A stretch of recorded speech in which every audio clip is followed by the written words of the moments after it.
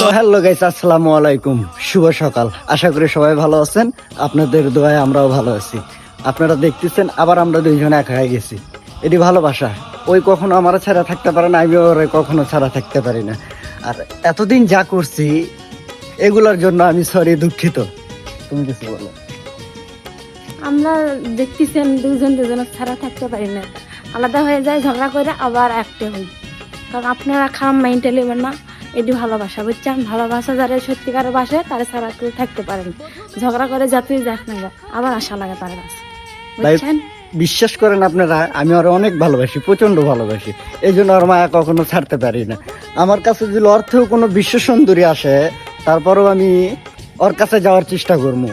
মানে ওই আমার এত একটা শখের নারী, আপনাদের বলে বুঝাতে পারবো না। গেল একটি পলকে, এ আপনকে যে পার হলো রে।